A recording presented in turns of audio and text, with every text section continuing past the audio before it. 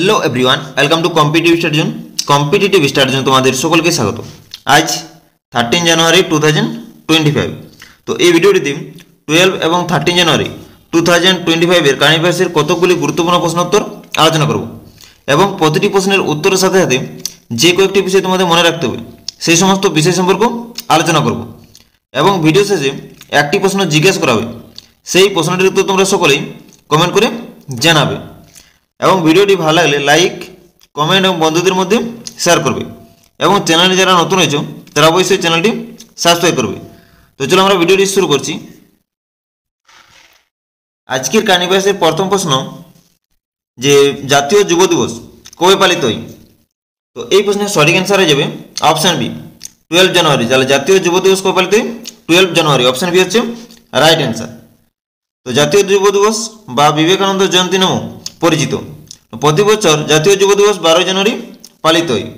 1984 সালে ভারত সরকার এই দিনটিকে জাতীয় যুব দিবস হিসাবে ঘোষণা করে এবং 1950 সাল থেকে এই অনুষ্ঠানটি প্রতি বছর ভারতে পালিত হয়। তাহলে প্রথম জাতীয় যুব দিবস কবে পালিত হয়? 1950 সালে। তো 2025 সালে জাতীয় যুব দিবসের থিম হল youth for a sustainable future, shaping the nation with resilience and responsibility. এরপর আমরা 2025 সালে জানুয়ারি মাসের কয়েকটি গুরুত্বপূর্ণ দিবস সম্পর্কে আলোচনা করছি। 1 জানুয়ারি পালিত হয় বিশ্ব পরিবার দিবস হিসেবে। 2 জানুয়ারি পালিত হয় বিশ্ব অন্তর্মুখী দিবস হিসেবে। 4 জানুয়ারি পালিত হয় বিশ্ব ব্রেইল দিবস হিসেবে। 5 জানুয়ারি পালিত হয় জাতীয় পাখি দিবস হিসেবে। 6 জানুয়ারি পালিত হয় বিশ্ব যুদ্ধ অনাথ দিবস হিসেবে। 9 জানুয়ারি পালিত হয় প্রবাসী ভারতীয় দিবস হিসেবে। 10 জানুয়ারি পালিত হয় বিশ্ব হিন্দি দিবস হিসেবে। 12 জানুয়ারি পালিত হয় জাতীয় যুব দিবস হিসেবে। তো জানুয়ারি মাসের এই গুরুত্বপূর্ণ দিবসগুলো তোমরা মনে রাখবে। দেখো পরের প্রশ্ন কি দেওয়া আছে যে সম্প্রতি কোন রাজ্যের মুখ্যমন্ত্রী মহাকুম্ভ 2025 এর জন্য কুম্ভবাণী চ্যানেল চালু করেছেন? তো এই প্রশ্নের সঠিক অ্যান্সার হয়ে যাবে option A Uttar Pradesh.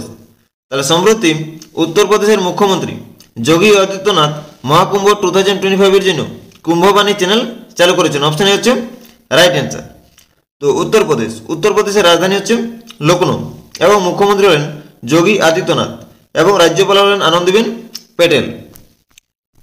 Next question যে সম্প্রতি কোন রাজ্য সরকার গুগল ক্লাউডের সহযোগিতায় এআই চালিত কৃষি নেটওয়ার্ক চালু করেছে?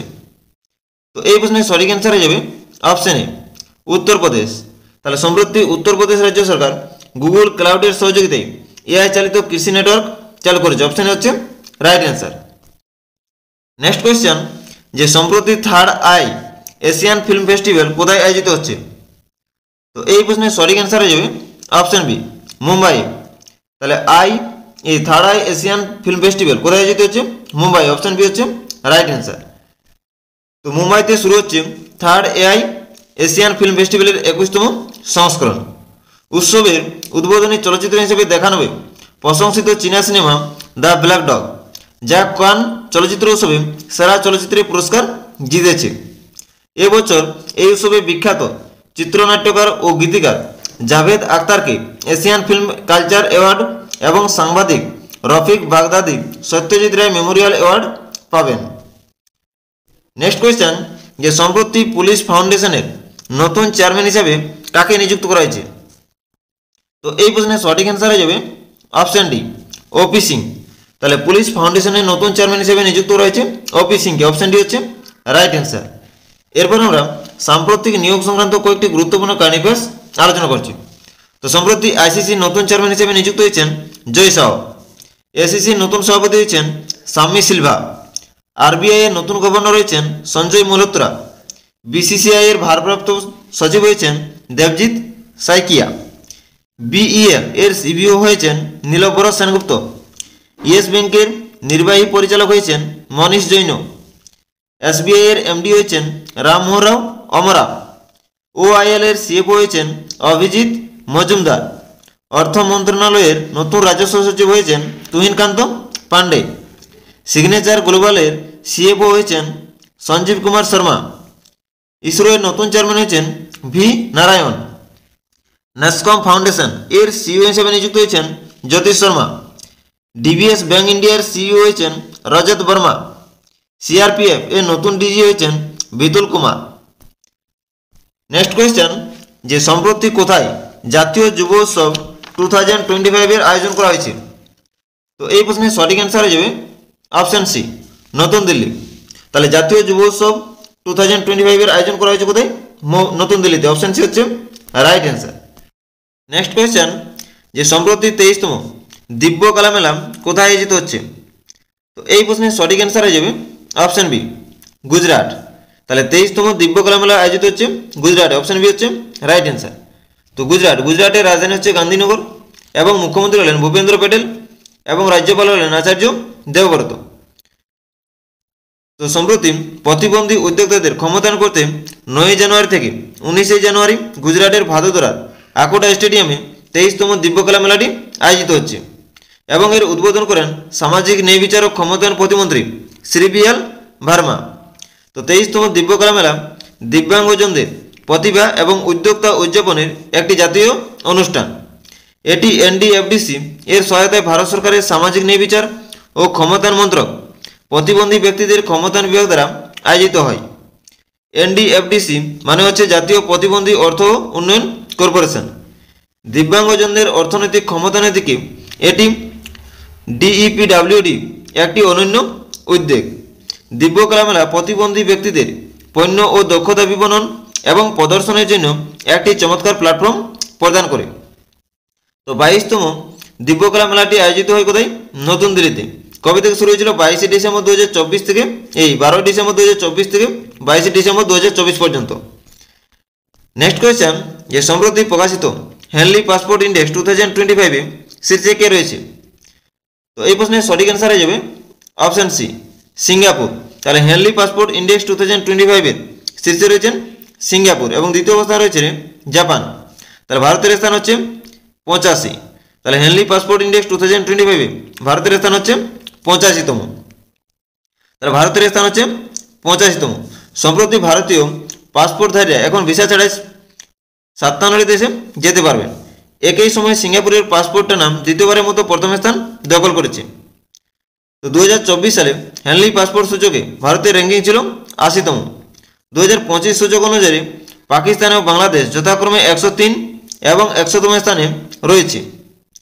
এরপর আমরা অন্যান্য গুরুত্বপূর্ণ সূচকে ভারতের র্যাঙ্কিং সম্পর্কে আলোচনা করছি। যেমন গ্লোবাল ইনোভেশন ইন্ডেক্স 2024 ভারতের স্থান হচ্ছে 39তম এবং শীর্ষে ছিল সুইজারল্যান্ড। হ্যাপিনেস ইন্ডেক্স 2024 ভারতের ইন্ডেক্স 126তম এবং শীর্ষে ছিল ফিনল্যান্ড। বৈশ্বিক শান্তি সূচক 2024 ভারতের স্থান হচ্ছে 116তম এবং শীর্ষে ছিলেন আইসল্যান্ড। জেন্ডার গ্যাপ রিপোর্ট 2024 ভারতের স্থান হচ্ছে 129তম, শীর্ষে ছিল আইসল্যান্ড। দুর্নীতি সূচক 2024 ভারতের স্থান ছিল 93তম এবং শীর্ষে ছিলেন সোমালিয়া। লজিস্টিক পারফরম্যান্স ইন্ডেক্স 2024 ভারতের স্থান ছিল 38তম এবং শীর্ষে ছিল সিঙ্গাপুর। প্রেস ফ্রিডম ইন্ডেক্স 2024 শীর্ষে ছিল নরওয়ে এবং ভারতের স্থান 159তম। গ্লোবাল হাঙ্গার ইন্ডেক্স 2024 ভারতের স্থান ছিল 105তম। প্রথম বৈশ্বিক প্রকৃতি সংরক্ষণ সূচকে ভারতের স্থান ছিল 176তম। অর্থনৈতিক স্বাধীনতা সূচকে ভারতের স্থান 84তম। ভ্রমণ ও পর্যটন উন্নয়ন সূচকে ভারতের স্থান 39তম। নেটওয়ার্ক প্রস্তুতি সূচক 2024 ভারতের স্থান ছিল 60তম। নেক্সট কোয়েশ্চেন, যে সম্প্রতি ভারতের প্রথম কেবল স্টেট রেলওয়ে সেতু কোথায় উদ্বোধন করা হয়েছে? এই প্রশ্নের সঠিক অ্যান্সার হয়ে যাবে অপশন সি, জম্মু ও কাশ্মীর। তাহলে ভারতের প্রথম কেবল স্টেট রেলওয়ে সেতু উদ্বোধন করা হয়েছে জম্মু ও কাশ্মীর। অপশন সি হচ্ছে রাইট অ্যান্সার। তো জম্মু ও কাশ্মীরের রাজধানী হচ্ছে শ্রীনগর এবং মুখ্যমন্ত্রী হলেন ওমর আবদুল্লাহ এবং উপরাজ্যপাল হচ্ছেন মনোজ সিনহা। নেক্সট কোয়েশ্চেন, যে সম্প্রতি কোন রাজ্য সরকার বীমা সখী যোজনা চালু করেছেন? তো এই প্রশ্নের সঠিক অ্যান্সার হয়ে যাবে অপশন এ, গোয়া। তাহলে সম্প্রতি গোয়া রাজ্য সরকার বীমা সখী যোজনা চালু করেছেন। অপশন এ হচ্ছে রাইট অ্যান্সার। তো গোয়ার রাজধানী হচ্ছে পানাজি এবং মুখ্যমন্ত্রী হলেন প্রমোদ সাওয়ন্ত এবং রাজ্যপাল হলেন পি.এস. শ্রীধরন পিল্লাই। তো প্রধানমন্ত্রী হরিয়ানার পানিপথে জীবন বীমা কর্পোরেশনের বীমা সখী যোজনা প্রথম চালু করেছেন। এটি 18 থেকে 70 বছর বয়সী মহিলাদের জন্য ডিজাইন করা হয়েছে। আর্থিক সাক্ষরতা এবং বীমা সচেতনতাকে কেন্দ্র করে। এতে এলআইসি এজেন্ট বা ডেভেলপমেন্ট অফিসার হওয়ার এবং 2 লক্ষ মহিলার কর্মসংস্থান তৈরির সুযোগ সহ 3 বছরের জন্য প্রশিক্ষণ এবং একটি উপবৃত্ত অন্তর্ভুক্ত রয়েছে। এটি সকলের জন্য বীমা, সামাজিক নিরাপত্তার প্রচার এবং দারিদ্র্য দূরীকরণের মিশনকে শক্তিশালী করবে। নেক্সট কোয়েশ্চেন, যে সম্প্রতি কোন দেশের রাষ্ট্রপতি ভারত সফর করবেন? তো এই প্রশ্নের সঠিক অ্যান্সার হয়ে যাবে অপশন সি, সিঙ্গাপুর। তাহলে সম্প্রতি সিঙ্গাপুরের রাষ্ট্রপতি ভারত সফর করবেন, অপশন সি হচ্ছে রাইট অ্যান্সার। যে সম্প্রতি কোন ভাষাকে সরকারিভাবে শাস্ত্রীয় ভাষার মর্যাদা দেওয়া হয়েছে? তো এই প্রশ্নের সঠিক অ্যান্সার হয়ে যাবে অপশন সি, মারাঠি। তাহলে সম্প্রতি মারাঠি ভাষাকে সরকারিভাবে শাস্ত্রীয় ভাষার মর্যাদা দেওয়া হয়েছে, অপশন সি হচ্ছে রাইট অ্যান্সার। তো ভারতে মোট কতগুলো শাস্ত্রীয় ভাষা রয়েছে?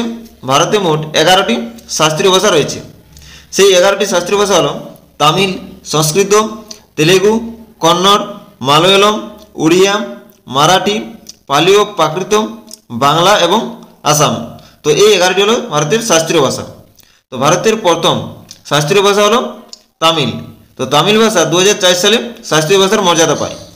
ঠিক আছে, পরের প্রশ্নটি দেখো, যে প্রধানমন্ত্রী নরেন্দ্র মোদী কোন দেশে এআই অ্যাকশন সামিটে যোগ দেবেন? তো এই প্রশ্নের সঠিক অ্যান্সার হয়ে যাবে অপশন বি, ফ্রান্স। তাহলে প্রধানমন্ত্রী নরেন্দ্র মোদী ফ্রান্সে এআই অ্যাকশন সামিটে যোগ দেবেন, অপশন বি হচ্ছে রাইট অ্যান্সার। তো ফ্রান্সের রাজধানী হচ্ছে প্যারিস, ফ্রান্সের মুদ্রা হচ্ছে ইউরো এবং ফ্রান্সের রাষ্ট্রপতি রয়েছেন ইমানুয়েল ম্যাক্রো। এরপর আমরা ফ্রান্সের কতগুলি গুরুত্বপূর্ণ কারেন্ট অ্যাফেয়ার্স নিয়ে আলোচনা করছি। তো ফ্রান্স 30তম কলকাতা আন্তর্জাতিক চলচ্চিত্র উৎসবের থিম দেশ হয়ে উঠেছে। ফ্রান্সের থিওরি ব্যাটন ইউরোপীয় ইউনিয়নের কমিশনারের পদ থেকে পদত্যাগ করেছেন। ভারতীয় নৌসেনা ফ্রান্সের সাথে বরুণ অনুশীলন করেছে। ভারত ফ্রান্স দ্বিপাক্ষিক নৌমড়া বরুণ 2 সেপ্টেম্বর থেকে 4 সেপ্টেম্বর ভূমধ্যসাগরে পরিচালিত হয়েছিল। অলিম্পিক অর্ডারে সম্মানিত হয়েছে ফরাসি president Emmanuel Macron. Henley passport সূচক 2024 ফ্রান্স দ্বিতীয় স্থানে রয়েছিল এবং ভারতের স্থান ছিল 50তম। ফ্রান্স ডিজিটাল ভিসা প্রদানকারী প্রথম পূর্ব ইউনিয়নের দেশ হয়ে উঠেছে। ফ্রান্সের তামিল কবি থিরুভাল্লুভারের মূর্তি উদ্বোধন করা হয়েছে। নেক্সট কোয়েশ্চেন, যে সম্প্রতি 2026 সালে কমনওয়েলথের স্পিকার এবং প্রিসাইডিং অফিসারদের সম্মেলন কোথায় আয়োজিত হচ্ছে বা হবে? তো এই প্রশ্নের সঠিক অ্যান্সার হয়ে যাবে অপশন বি, ভারত। তাহলে 2026 সালের কমনওয়েলথের স্পিকার এবং প্রিসাইডিং অফিসারদের সম্মেলন আয়োজিত হচ্ছে ভারতে, অপশন বি হচ্ছে রাইট অ্যান্সার। তো ভারত 21টি দেশের প্রযুক্তিগত সেমিনার আয়োজন করবে। সম্প্রতি ভারত বিশ্বের 3য় বৃহত্তম মেট্রো রেল নেটওয়ার্কের দেশ হয়ে উঠেছে। 2023 সালে ভারত বিশ্বের 6ষ্ঠ বৃহত্তম টেক্সটাইল এবং পোশাক রপ্তানিকারক হয়ে উঠবে। 2023-24 সাল পর্যন্ত ভারত বৃহত্তম কয়লা উৎপাদনকারী দেশে পরিণত হয়েছে। ভারতের প্রথম বায়ো বিটুমিন জাতীয় মহাসড়ক উদ্বোধন করা হয়েছে নাগপুরে। ভারত 2024 সালে রেমিট্যান্সের বৃহত্তম প্রাপক হয়ে উঠেছে।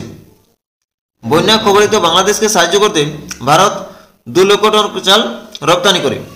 বাংলাদেশকে হারিয়ে আইসিসি অনূর্ধ্ব-19 মহিলা টি20 এশিয়া কাপ জিতেছে ভারত। ভারত বিশ্বের 3য় বৃহত্তম স্মার্টফোন রপ্তানিকারক হয়ে উঠেছে। নেক্সট কোয়েশ্চেন, যে সম্প্রতি নিকোলাস মাদুরো কোন দেশের রাষ্ট্রপতি হিসাবে 3য়বারের জন্য নির্বাচিত হয়েছেন? তো এই প্রশ্নের সঠিক অ্যান্সার হয়ে যাবে অপশন বি, ভেনেজুয়েলা। তাহলে নিকোলাস মাদুরো ভেনেজুয়েলার রাষ্ট্রপতি হিসেবে 3য়বারের জন্য নির্বাচিত হয়েছেন, অপশন বি হচ্ছে রাইট অ্যান্সার। তো এরপর আমরা বিভিন্ন দেশের প্রধানমন্ত্রী এবং রাষ্ট্রপতি সম্পর্কে আলোচনা করছি। তো সম্প্রতি ঘানার প্রেসিডেন্ট হয়েছেন ড্রামানি মাহামা। আইসল্যান্ডের নতুন প্রধানমন্ত্রী হয়েছেন ক্রিস্টিয়ান পোস্টাদত্তির। জর্জিয়ার রাষ্ট্রপতি হয়েছেন মিখাইল কাবেলাসালভিলি। ফ্রান্সের প্রধানমন্ত্রী হয়েছেন ফ্রান্সুয়া বাইরু। নামিবিয়ার প্রথম মহিলা রাষ্ট্রপতি হয়েছেন নেতম্বু নন্দী এন্দাইতোয়াও। সোমালিল্যান্ডের রাষ্ট্রপতি হয়েছেন আব্দুর রহমান মোহাম্মদ আবদুল্লাহি। মালির প্রধানমন্ত্রী হয়েছেন আবদুল্লাহ মাইগা। মার্কিন যুক্তরাষ্ট্রের নতুন রাষ্ট্রপতি হয়েছেন ডোনাল্ড ট্রাম্প। মালদোভার রাষ্ট্রপতি হয়েছেন মাইয়া সেন্ডু। ভিয়েতনামের রাষ্ট্রপতি হয়েছেন লুওং কোং। ইন্দোনেশিয়ার রাষ্ট্রপতি হয়েছেন প্রবো সুবিয়ান্ত। বোতসওয়ানার রাষ্ট্রপতি হয়েছেন ডিপুমা বোক্কো। এরপর আসছে রিভিশন পর্বে। তো রিভিশন পর্বে গতকালের কানিফেসের প্রশ্নোত্তর নিয়ে আলোচনা করছি। তো সম্প্রতি কোন রাজ্য সরকার বন অপরাধের জন্য গৌরনাক্ষী অনলাইন এফআইআর ব্যবস্থা চালু করেছে? কর্ণাটক রাজ্য সরকার। সম্প্রতিকে মহাকুম্ভ 2025 এর জন্য বিশেষ গান লঞ্চ করেছেন অশ্বিনী বৈষ্ণব। সম্প্রতি অর্থ মন্ত্রণালয়ের রাজস্ব সচিব হিসেবে কাকে নিযুক্ত করা হয়েছে? তুহিনকান্ত পান্ডেকে। সম্প্রতি কোন রাজ্য সরকার পার্থ যোজনা চালু করেছেন? মধ্যপ্রদেশ। সম্প্রতি কে প্রবাসী ভারতীয় সম্মান পুরস্কার 2025 পেয়েছেন? ডক্টর সৈয়দ আনোয়ার খুরশিদ। নেক্সট, যে বিশ্ব হিন্দি দিবস কবে পালিত হয়? 10 জানুয়ারি। সম্প্রতি লেবাননের রাষ্ট্রপতি হিসেবে কে নির্বাচিত হয়েছে? জোসেফ আউন। আন্তর্জাতিক ক্রিকেট থেকে অবসর নিলেন কোন দেশের ক্রিকেটার মার্টিন গুপটিল? নিউজিল্যান্ডে। সম্প্রতি Himachal Pradesh institute of public administration এর নতুন নাম কার নামে রাখা হয়েছে? মনমোহন সিং। সম্প্রতি ভারতের প্রথম গ্রিন হাইড্রোজেনের হাব কে চালু করেছেন? নরেন্দ্র মোদী। তো আজকের ভিডিওর শেষ প্রশ্ন, সম্প্রতি কে ঘানার প্রেসিডেন্ট হিসেবে নির্বাচিত হয়েছেন? তো এই প্রশ্নটি তো তোমরা কমেন্ট করে জানাবে। তো আজকের গানের ক্লাসটি এখানে শেষ করছি। সকলকে অসংখ্য ধন্যবাদ।